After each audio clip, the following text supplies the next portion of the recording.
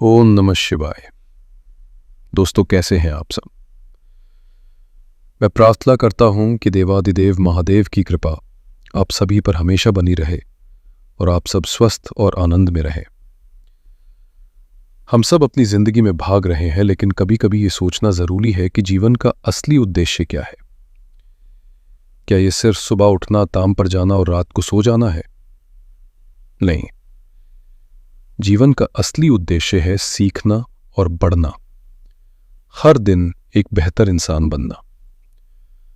और जहां तक सफलता की बात है, तो एक बात काट बांध लीजिए, सफलता कोई आखिरी स्टेशन नहीं है या कोई लॉटरी नहीं जो एक बार लग गई। सफलता एक सफर है, एक ऐसी प्रक्रिया है जो आपकी दृढ़ता, आपके धैर्य और आपकी लगातार की गई कोशिशों से मुमकिन होती है।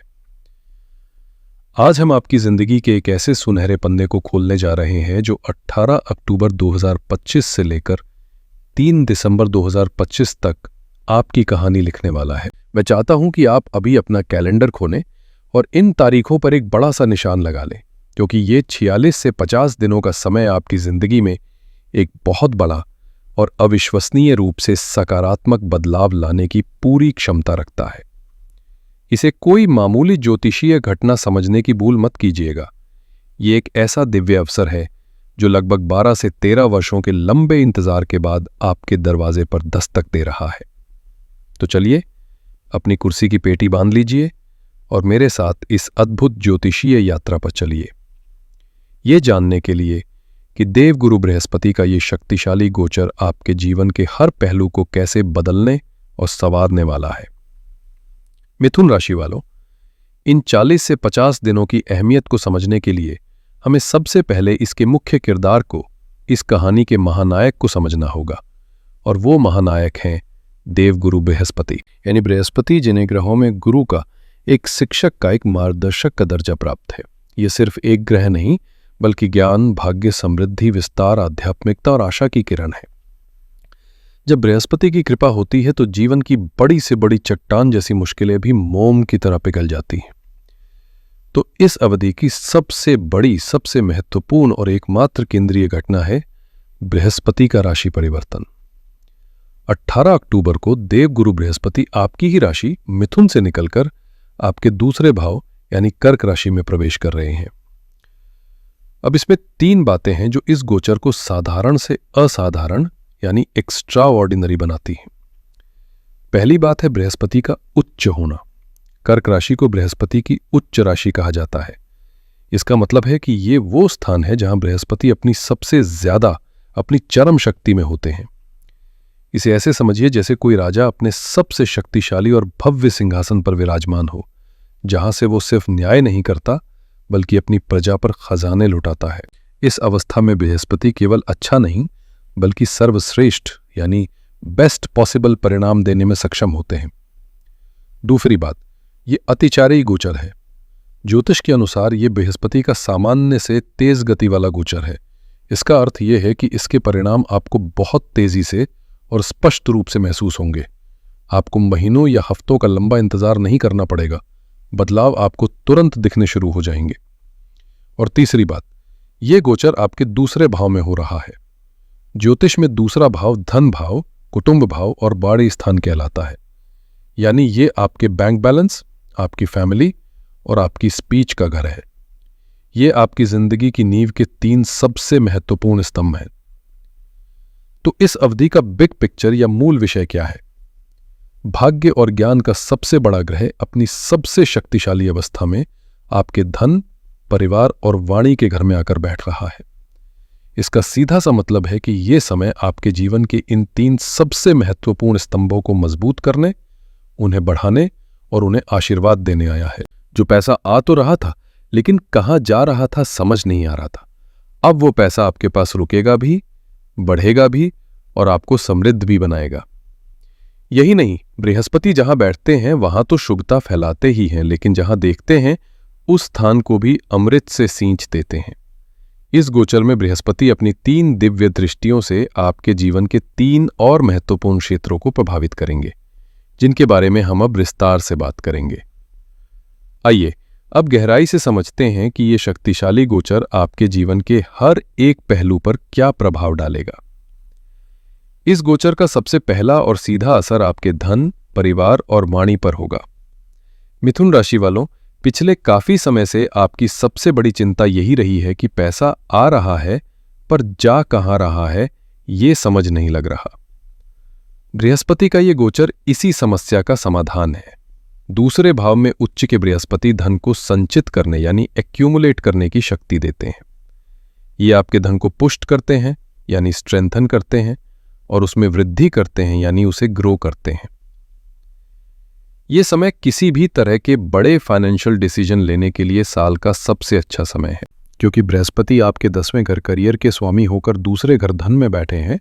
ये एक अत्यंत शक्तिशाली धन योग बना रहा है। इसका अर्थ है कि आपके करियर से, आपके काम से आपको सीधा सीधा बड़ा आर्थिक लाभ मिलने वाला है।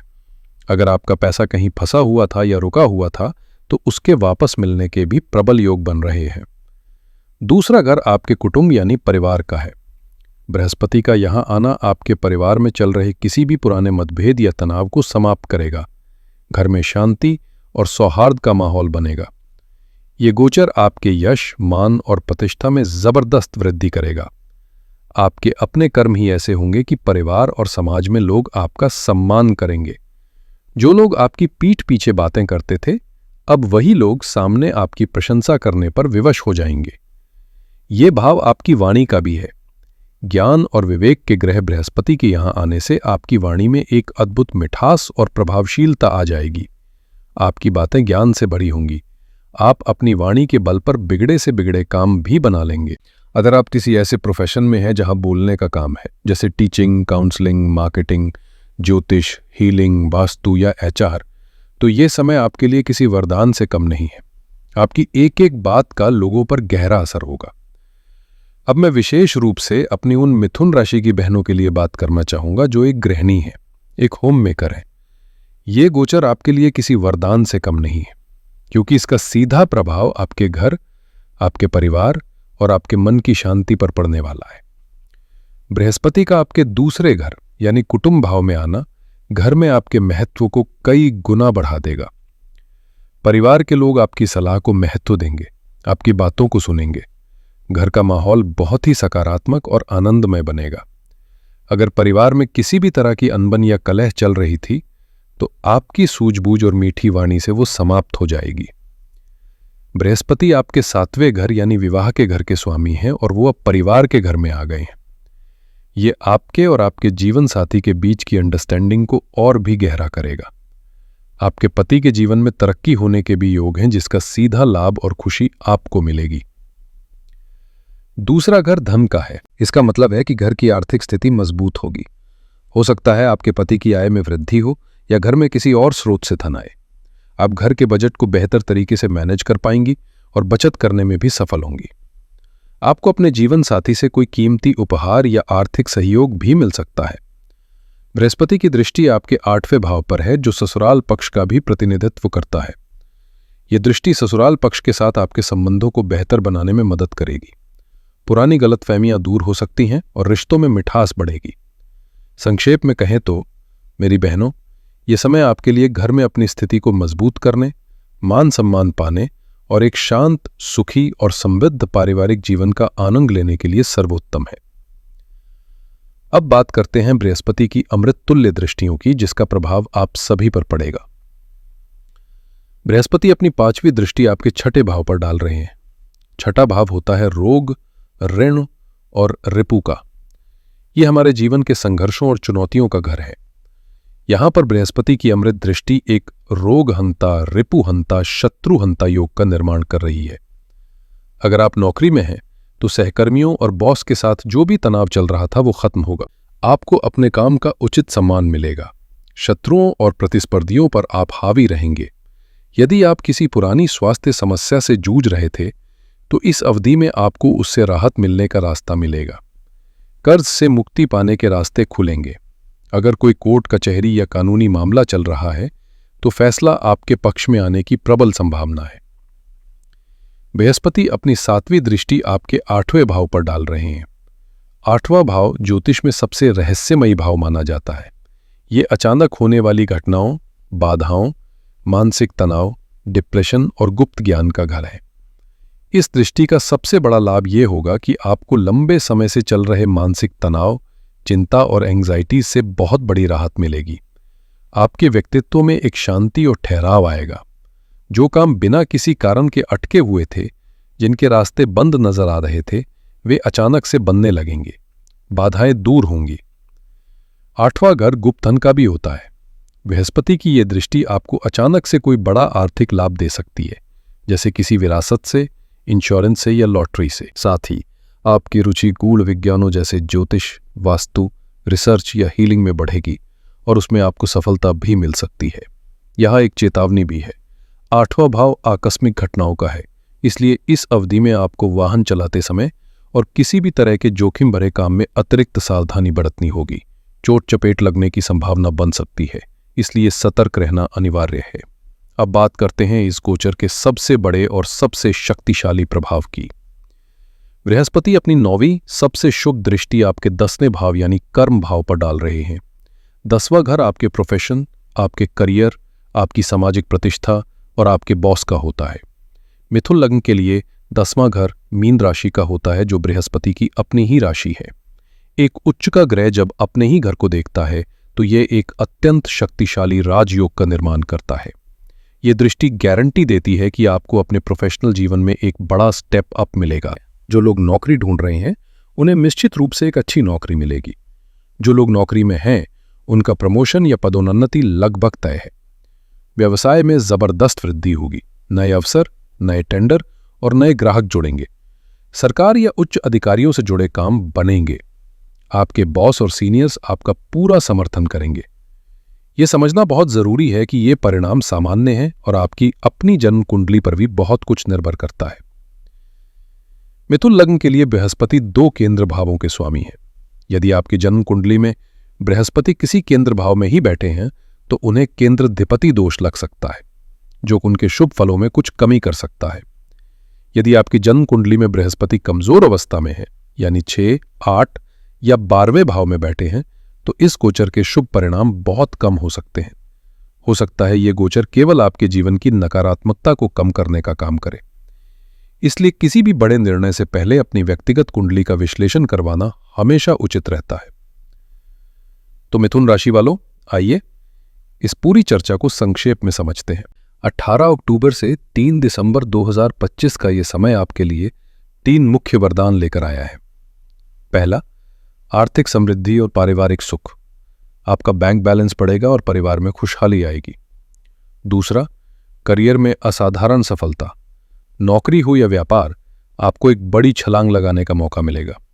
और तीसरा, समस्याओं और शत्रुओं पर विजय। कर्ज, बीमारी और शत्रुओं से जुड़ी समस्याओं का अंत होगा।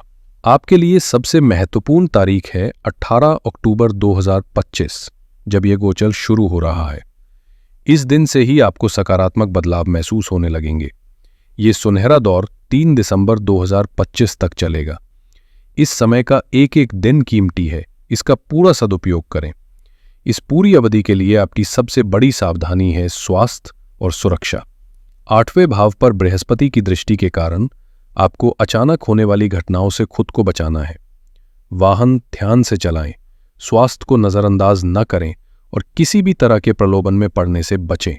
इस सुनहरे समय का 100% लाभ उठाने के लिए और संभावित चुनौतियों से बचने के लिए आप कुछ सरल और शक्तिशाली उपाय कर सकते हैं। सबसे पहले, बृहस्पति की ऊर्जा से जुड़ने के लिए नियमित रूप से उनके बीज मंत्र ओम ग्रां ग्रीं ग्रौम सह गुरुवे नमः का या सरल मंत्र ओम गुरुवे नमः का 108 बार जाप करें। इसकी ध्वनि तरंगे आपके ऑरा को बृहस्पति की सकारात्मक ऊर्जा से भर देंगी। दूसरा, भगवान विष्णु बृहस्पति के अधिपति देव हैं। प्रतिदिन सुबह विष्णु सहस्र नाम का पाठ करें या सुनें। यह उपाय बृहस्पति को अत्यंत प्रसन्न करता है और उनके शुभ फलों को कई गुना बढ़ा देता है। तीसरा, बृहस्पति गुरु है। इस अवधि में अपने सभी गुरुओं का, चाहे वो आपके शिक्षक हों, आपके माता पिता हों, आपके बॉस हों या कोई भी ऐसा व्यक्ति जिसने आपको ज्ञान दिया हो, उनका दिल से सम्मान करें और उनका आशीर्वाद लें। यह सबसे शक्तिशाली उपायों में से एक है। चौथा, गुरुवार के दिन पीले रंग का भोजन जैसे बेसन, चने की दाल ग्रहण करने का प्रयास करें। किसी मंदिर में पीली वस्तुएं जैसे हल्दी, पीले फल या पीला वस्त्र दान करने से बृहस्पति की कृपा प्राप्त होती है। तो मिथुन राशि वालों, ब्रह्मांड ने आपको एक सुनहरा अवसर दिया है, एक ऐसा अवसर जो सालों के संघर्ष और इंतजार के बाद आया है। अपनी कमर कस लीजिए, अपनी ऊर्जा को सही दिशा में लगाइए और इस दिव्य आशीर्वाद का स्वागत करने के लिए तैयार हो जाइए। ये समय आपके सपनों को हकीकत में बदलने का है। ईश्वर आपका कल्याण करे। अगर आपको ये वीडियो अच्छी लगी हो, इससे आपको कोई मार्गदर्शन मिला हो, तो इसे लाइक करें, अपने मिथुन राशि के दोस्तों और परिवार के साथ शेयर करें और हमारे चैनल को सब्सक्राइब करना ना भूलें। हर हर महादेव।